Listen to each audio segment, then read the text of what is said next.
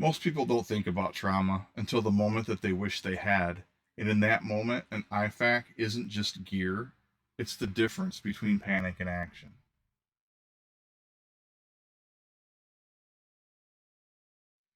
Hey everyone, Jeff here with Equipped and Ready.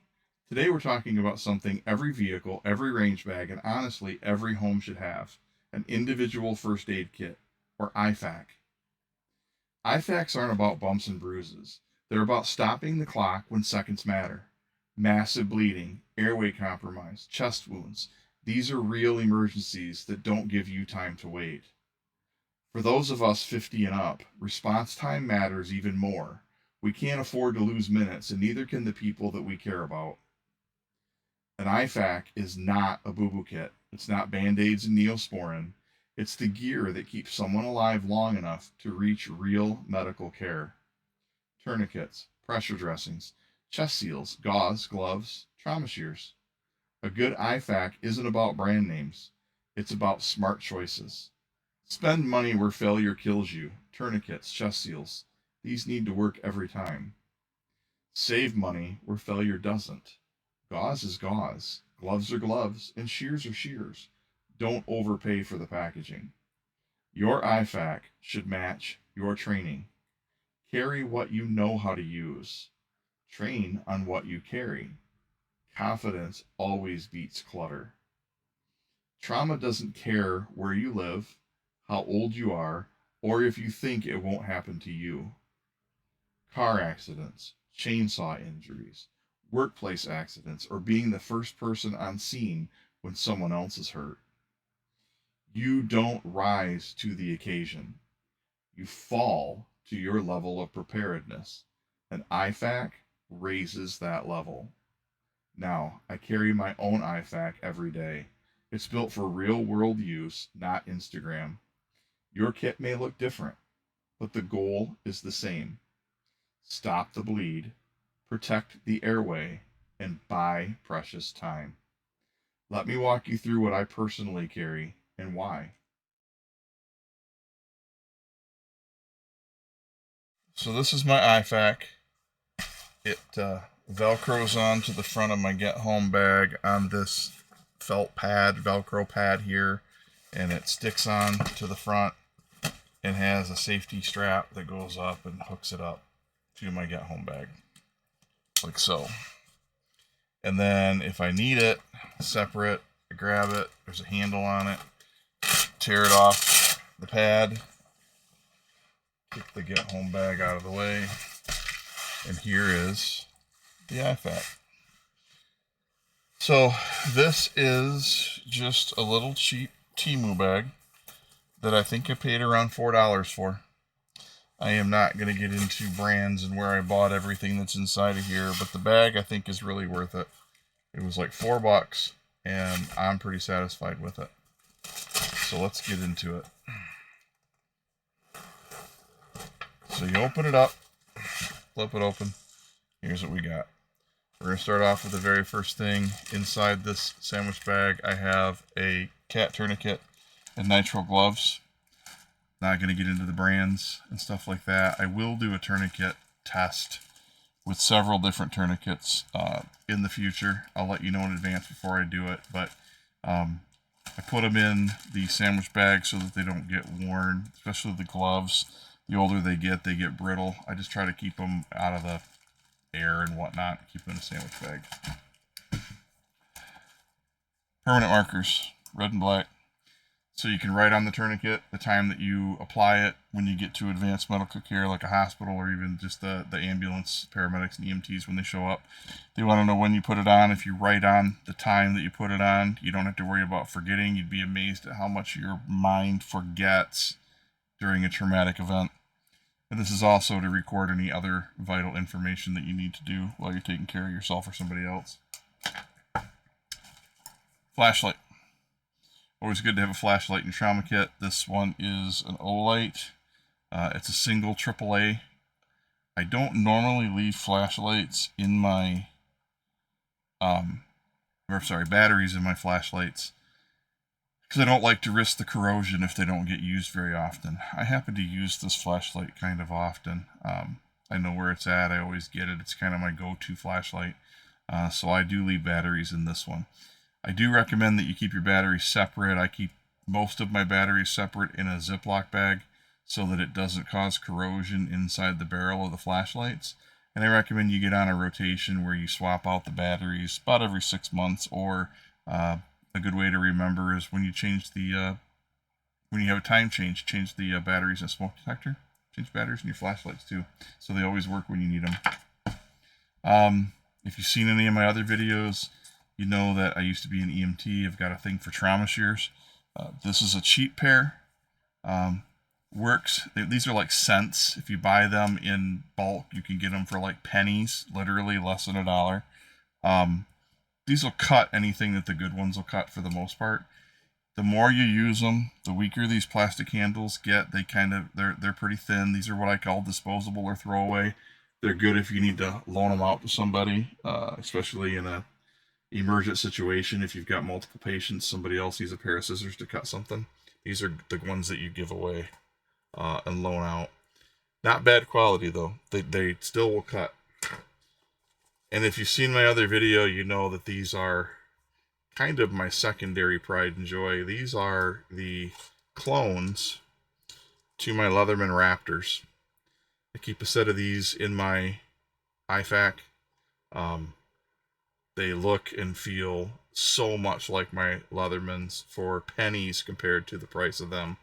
They're so awesome, so worth it. I love them. But I have them in here. These are my go-to trauma shears in my IFAK. Digging deeper, I've got a triangular bandage.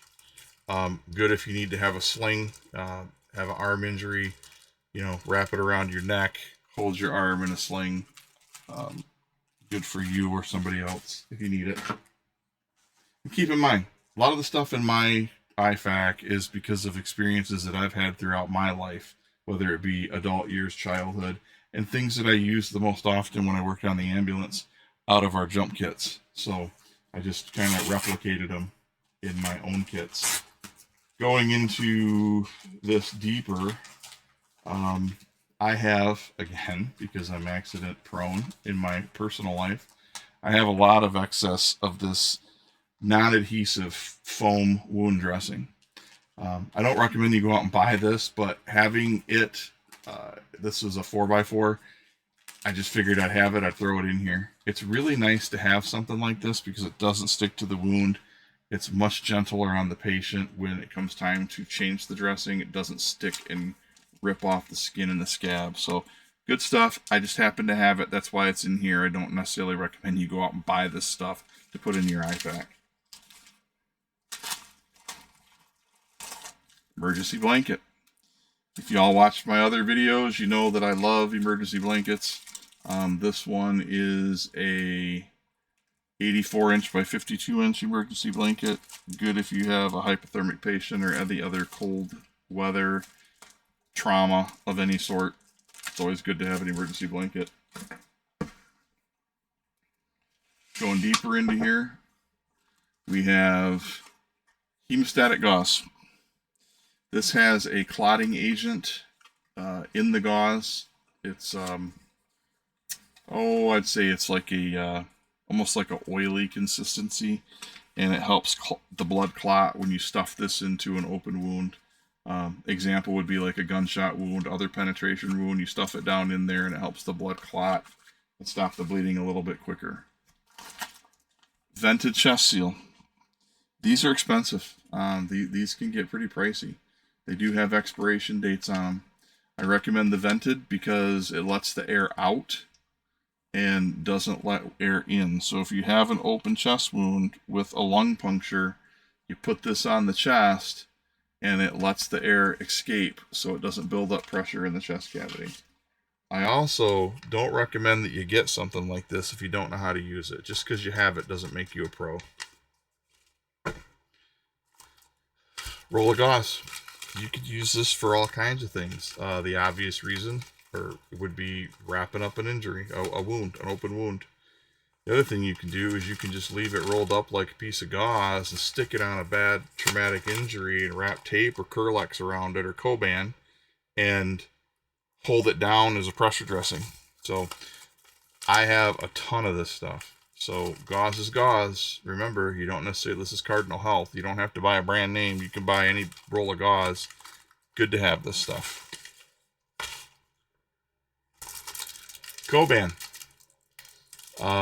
This is the stuff that kind of clings to itself. It's like an ace wrap.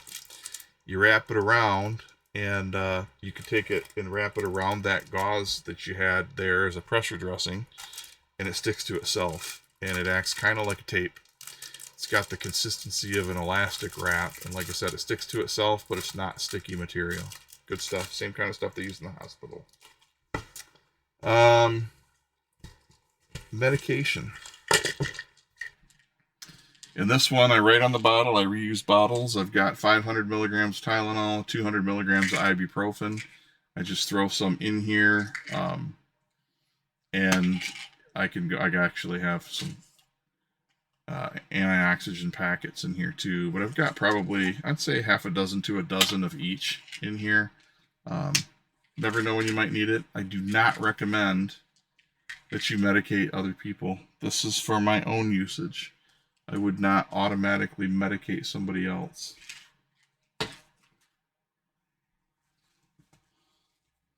Just a little bit of surgical tape, help hold gauze and bandages in place. I just had a little partial roll left over, so I tossed it in the IFAK.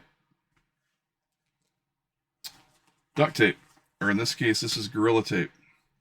This is about, I think it's about 12 foot of Gorilla Tape. And, you know, hey, in a pinch, if you have your roll of gauze that you're using as a pressure dressing and you need that stuff to stick on, ain't nothing sticks like the Gorilla Tape. So what I do is I take a roll, I take an old credit card, or I'm not sure, this might be an old insurance card in here that's expired, and I just wrap it right off the roll and right around the card, and I carry about 12 feet of Gorilla Tape with me in my IFAK.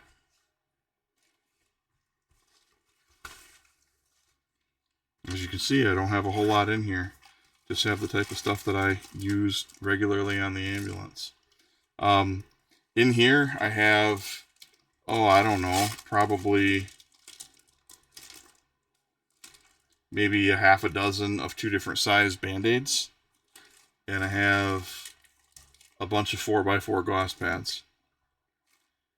And that's really it. I mean, for the most part, those are the items that I used the most of when I was on the ambulance and that were in our trauma kit. I mean, obviously, things that we use that I don't have in here that I carry in a separate jump kit myself is like a blood pressure cuff, stethoscope.